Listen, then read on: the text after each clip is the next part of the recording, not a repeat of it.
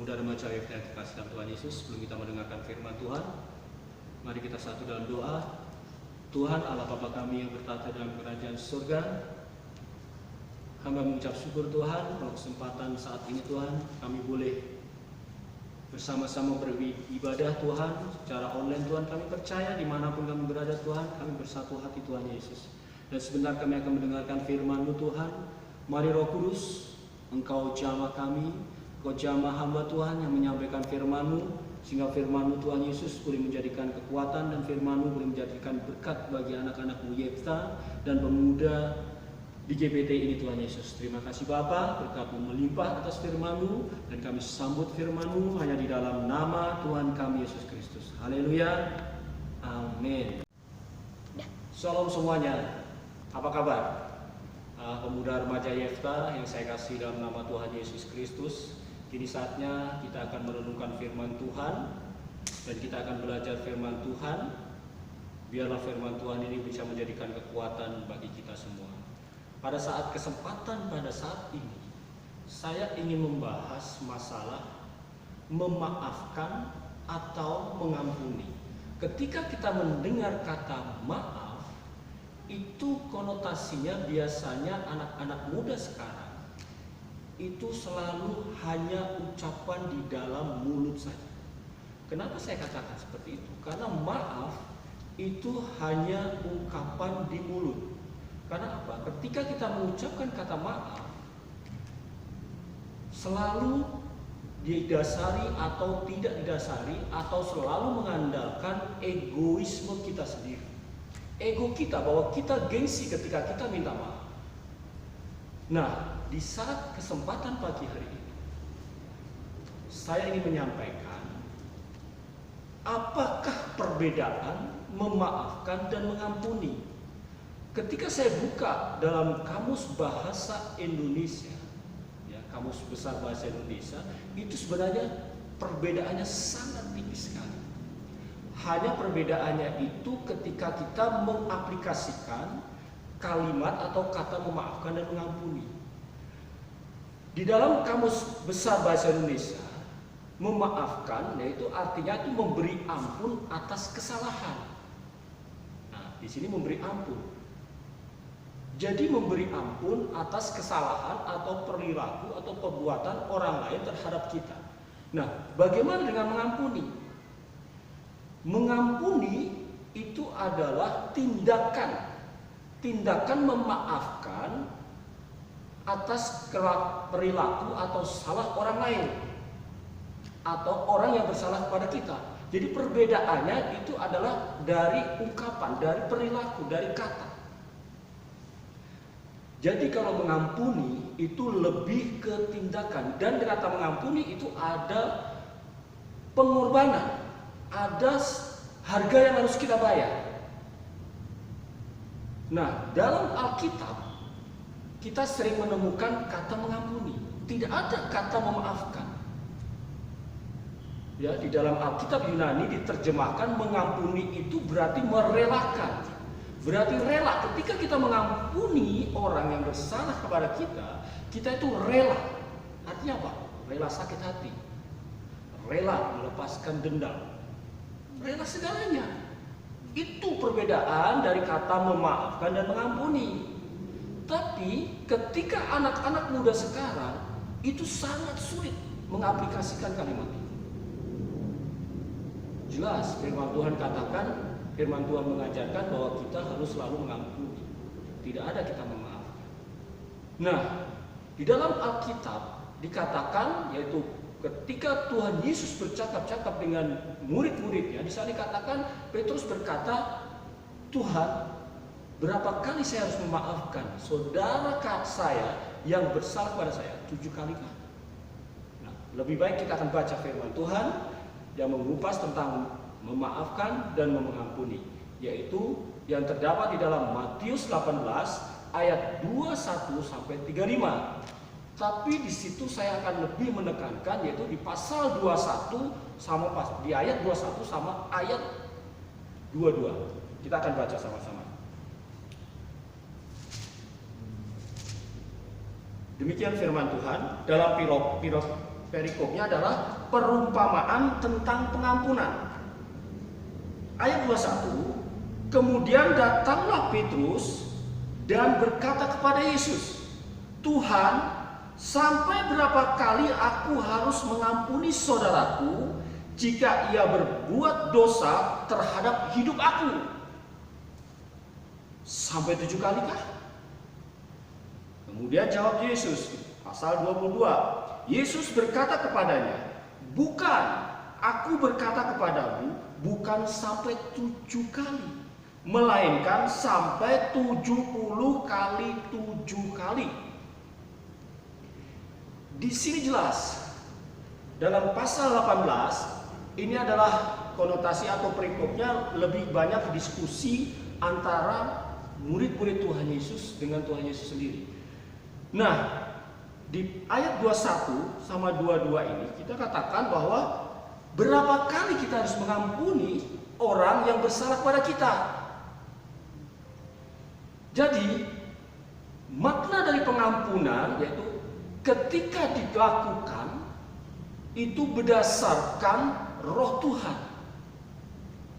Menjadi suatu proses melepaskan rasa sakit yang terjadi dalam emosi kita terhadap pihak lain. Ini juga menjadikan yaitu proses penyembuhan kita.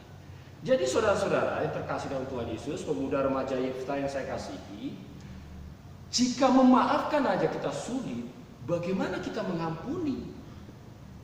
Apalagi mengampuni di sini Tuhan Yesus katakan bukan cuma 7 kali, tapi 70 kali 7 kali. Artinya apa? Tidak berakhir. Ketika ada orang yang bersalah pada kita, kita dituntut atau firman Tuhan katakan ampuni, ampuni dan ampuni terus. Resikonya memang berat, saudara. Resikonya berat. Sakit hati. Sakit hati. Ketika kita cuma memaafkan, itu sakit hati kita akan ke bawah terus. Tapi ketika kita mengampuni, kerelaan itu timbul dalam dasar hati kita untuk melepaskan itu semua. Itulah mengampuni. Jadi Tuhan Yesus sudah mengajarkan kepada kita lebih bukan sekedar memaafkan, tetapi supaya kita mengampuni. Tuhan Yesus sendiri berkata di dalam Lukas 23 ayat 34, Yesus berkata, "Ya Bapa, ampunilah mereka, sebab mereka tidak tahu apa yang mereka perbuat." Ketika Tuhan Yesus dalam ujung tanduk dia akan mati di kayu salib, dia katakan, "Bapa, ampunilah mereka." Rela Tuhan Yesus. Kalau secara daging, Tuhan Yesus pasti sanggup membalas dendam. Betul tidak? Tuhan Yesus pasti sanggup untuk melampiaskan amarahnya karena dia Allah. Tapi apa? Dia relakan semua itu, dia korbankan kealahan mereka. Tuhan Yesus, kealahan dia untuk memaafkan. Itulah mengampuni yang sebenarnya. Walaupun sudah di ujung tanduk, walaupun sudah di apapun, disiksa atau di apapun, tapi Tuhan Yesus katakan, "Ya Bapa, ampunilah mereka." Ketika Tuhan Yesus berkata seperti itu, Tuhan Yesus sudah merelakan apa yang terjadi terhadap dirinya. Mari kita belajar mengampuni kepada semua orang yang melakukan kesalahan kepada kita. Dan meminta maaf segera apabila kita melakukan kesalahan dengan melakukan hal. Ada 3 hal di sini. Ketika kita melakukan atau mengampuni orang atau merelakan kita semua untuk mengampuni orang dan memaafkan segera atau meminta maaf segera kepada orang yang kita sakiti. Yang pertama, ketika kita mengampuni, apa yang terjadi? Kita harus merelakan yaitu hak untuk menuntut balas. Amin. Ya, Tuhan Yesus sudah katakan, Tuhan Yesus kalau mau menuntut balas pasti bisa. Tapi Tuhan Yesus melepaskan hak untuk menuntut balas. Itu mengampuni yang pertama. Dengan melakukan Yang pertama, melepaskan hak untuk menuntut balas. Kita akan baca sama-sama dalam Roma 12 ayat yang ke-19.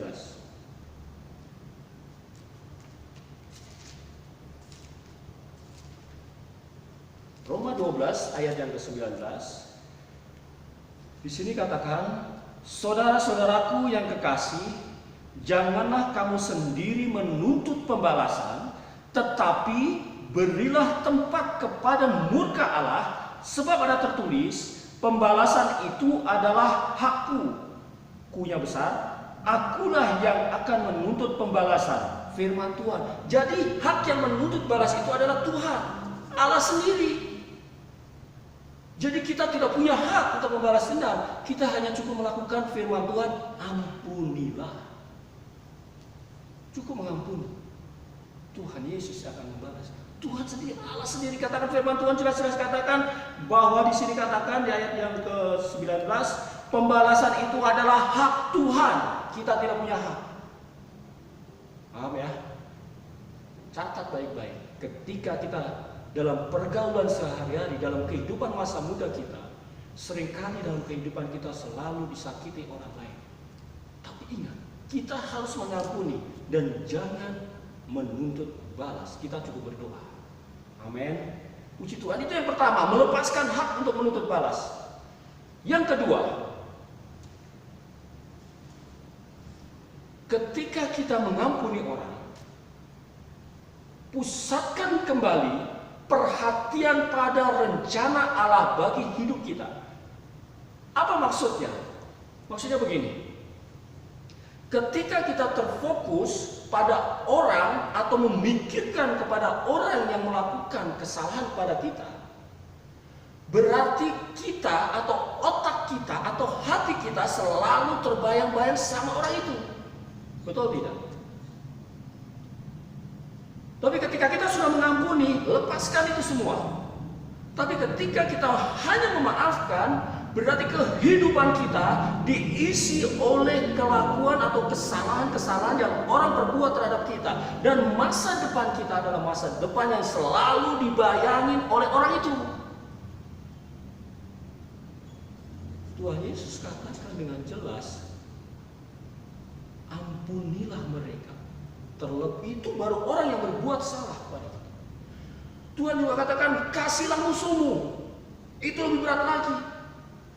Tapi itulah, kita harus kembali ke pusat, yaitu rencana Allah terhadap hidup kita. Kita cukup memaafkan, kita cukup jadi pelaku-pelaku firman Tuhan. Kita tidak perlu istilahnya berlaku neko-neko di dalam kehidupan sehari-hari. Ya, pemuda remaja Yefta yang terkasih dalam Tuhan Yesus. Jadi, ketika di dalam hati dan pikiran kita yang ada cuma orang itu, jadi kita akan fokus terhadap orang itu. Dan akhirnya masa depan kita adalah buyar, masa depan kita adalah hancur, dan kita tidak bisa berkembang baik dalam kehidupan, dalam pelayanan, dalam pendidikan, dalam apapun. Karena yang ada di dalam pikiran kita adalah dendam, dan orang itu selalu dalam pikiran kita dan membayang-bayangin kita terus. Tidak mau lepas. Lepaskan. Ampuni. Ampuni. Itulah resiko. Ketika kita sudah berkata, saya mengampuni. Saya ampuni orang itu yang bersalah pada saya. Berarti kita sudah merelakan semuanya. Kita lepaskan semua. Jangan setengah-setengah. Jadi saudara-saudara terkasih dalam Tuhan Yesus, pemuda remaja Yefta yang saya kasihi dan saya istilahnya apa ya? Saya kasih dalam Tuhan Yesus. Kita saya wanti-wanti. Anak-anak muda sekarang itu masih saja egonya selalu tinggi. Jujur. Berani berkata jujur. Kalian sungguh. Ketika ada orang yang bersalah kepada saudara, apa yang Anda lakukan? Sorry, saya minta maaf. Gak level. Karena apa? Ketika permintaan maaf yang secara mulut bukan dasar dari hati, itu yang tadi dibayangi dengan egois, gengsi dong. Masa saya senior minta maaf sama junior? Betul tidak? Tapi Tuhan Yesus katakan, Buang itu semua. Ampunilah mereka. Amin. Puji Tuhan. Saya percaya di dalam masa-masa yang sangat sulit ini banyak sekali godaan-godaan di dalam dunia ini. Dalam lingkungan pendidikan, dalam pergaulan, dalam segala macam. Ada singgungan kanan kiri, ada singgungan depan belakang, ada singgungan. Tapi firman Tuhan sungguh luar biasa, katakan cukup. Tapi yaitu tadi firman Tuhan ini sungguh luar biasa dan mudah sebenarnya kita amalkan, tetapi berat. Tuhan katakan, firman Tuhan katakan adalah firman Tuhan ini adalah bagaikan pedang bermata dua. Jadi ketika kita melawan, kita merasa sakit. Ketika kita melawan firman Tuhan, yang terjadi adalah kehancuran kehidupan kita. Tapi ketika kita menurut firman Tuhan, pedang bermata dua itu tidak ada artinya apa-apa. Betul tidak? Ketika kita sudah nancap benda tajam, ketika kita tarik ke belakang, kita akan luka. Kita tarik ke depan, kita akan luka. Kita ikut apa yang kita mau, apa yang Tuhan mau. Itu akan sangat luar biasa.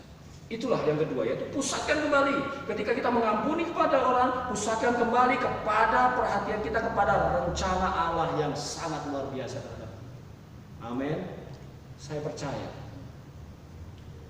anak-anak Tuhan, pemuda remaja Yefta, GPT Peniel sangat luar biasa, sangat militan, sangat yaitu rendah hati, sangat benar-benar peduli terhadap firman Tuhan. Saya percaya itu.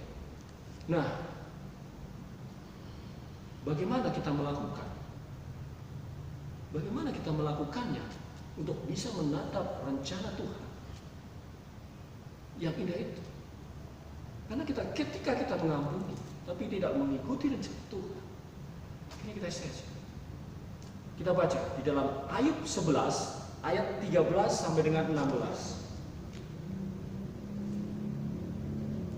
Di sana lebih dikatakan firman Tuhan sangat luar biasa juga. Jadi Ayub 11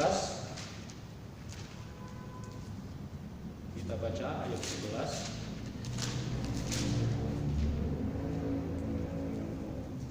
ayat 13 sampai dengan 16. Demikian firman Tuhan, jikalau engkau ini menyediakan hatimu dan menadahkan tanganmu kepadanya, jikalau engkau menjauhkan kejahatan dalam tanganmu dan tidak membiarkan kecurangan ada dalam kemahmu, maka sesungguhnya engkau dapat mengangkat mukamu dengan tanpa celah, dan engkau akan berdiri teguh dan tidak akan takut. Ayat 16, bahkan engkau akan melupakan kesusahanmu, hanya teringat kepadanya seperti kepada air yang telah mengalir lalu. Jadi saudara-saudara dikasih dalam Tuhan Yesus, anak-anak muda remaja Yefta, jadi bagaimana kita bisa menerima rencana Tuhan dengan mengampuni? Yang pertama adalah luruskan hatimu. Jikalau engkau menyediakan hatimu, nah ketika kita menyediakan hati, ya, yaitu meluruskan hati kita, artinya apa? Melakukan hal yang benar, memaafkan orang itu, lepaskan dia dari tuntutan sakit hati. Karena kita menyediakan hati kita terbuka. Jadi kita melepaskan itu semua. Tapi ketika hati kita tidak terbuka, bagaimana kita merelakan sakit hati kita? Akan terus ya, yang terjadi akhirnya apa? TBC, tekanan batin komplikasi, betul tidak? Nah, seperti itu. Ketika kita tidak melepaskan atau meluruskan hati kita untuk menerima maaf atau salah mereka dan kita mengampuni di dalam hati kita, maka kita tidak akan lepas dari rasa sakit itu. Itu yang pertama. Itu yang kedua. Yang kedua di sini katakan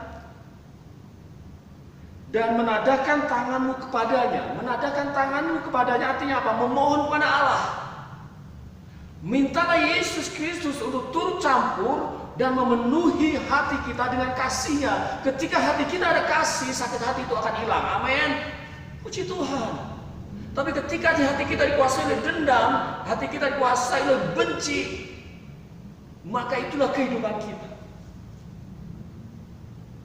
Ingat, mengampuni bukan sekali, 2 kali, atau 7 kali.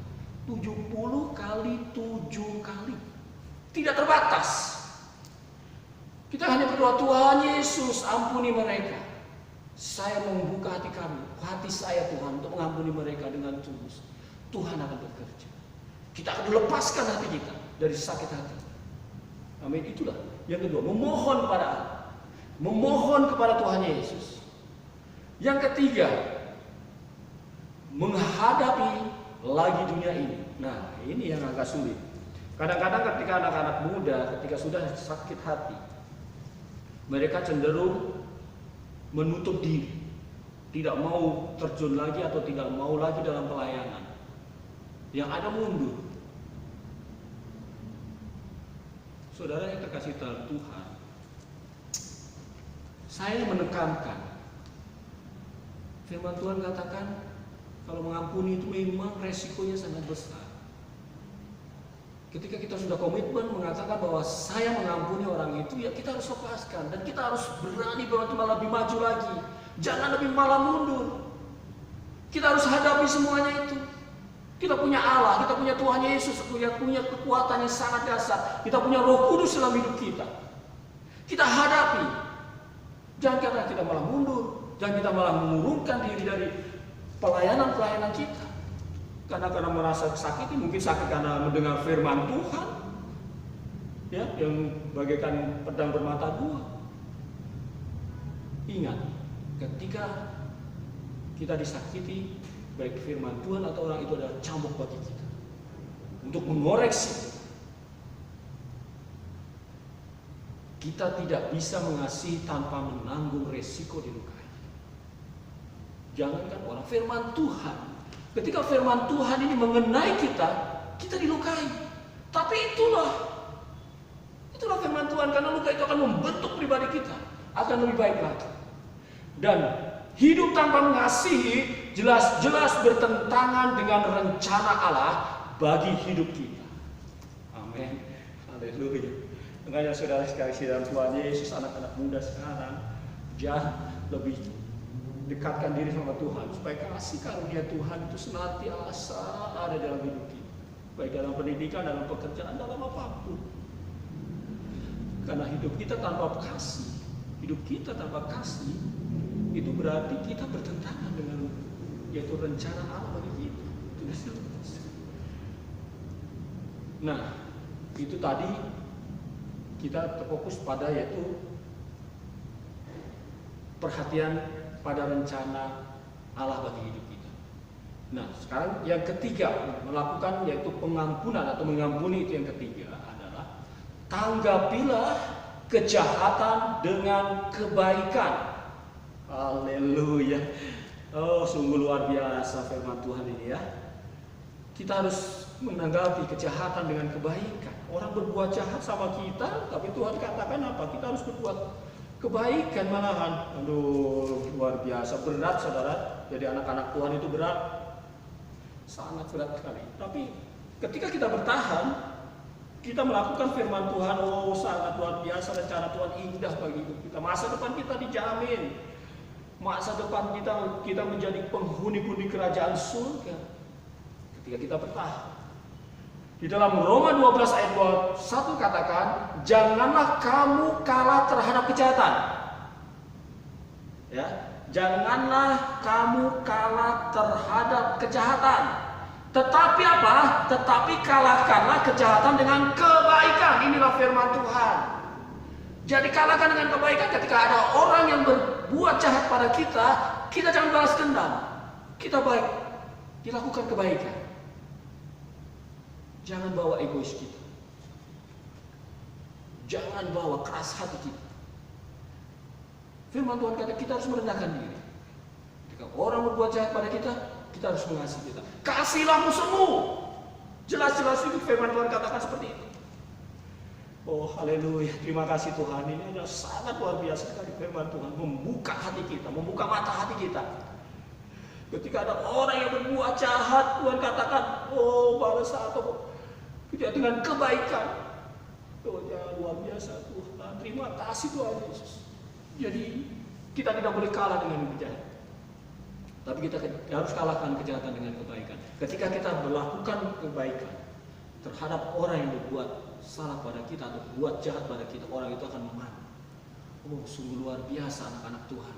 Sungguh luar biasa ini orang-orang Kristen. Haleluya, amin. Sanggupkah kita melakukan 3 hal ini? Meluruskan hati, fokus terhadap rencana Allah bagi hidup kita. Dan yang ketiga, tanggapilah kejahatan dengan kebaikan. Firman Tuhan tidak saya panjangkan.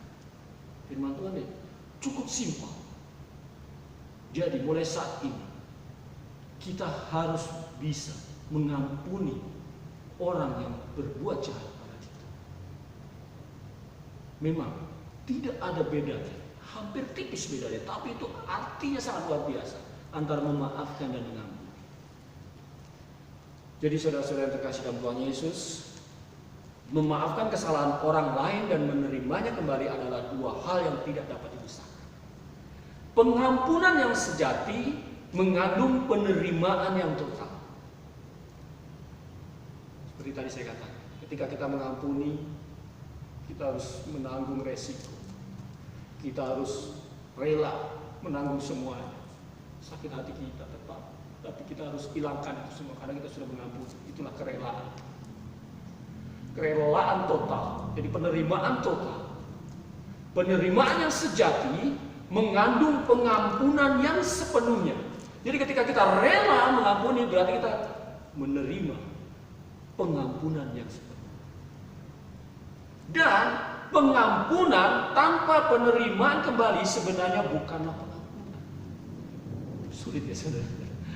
Tapi haleluya, tapi kami percaya Tuhan Yesus senantiasa bersama-sama dengan kita, dimanapun kita berada. Ingat, ketika ada orang yang menyakiti kita, jangan menuntut balas, karena yang berhak menuntut balas adalah Tuhan. Allah sendiri yang membalasnya. Amin. Tuhan Yesus memberkati.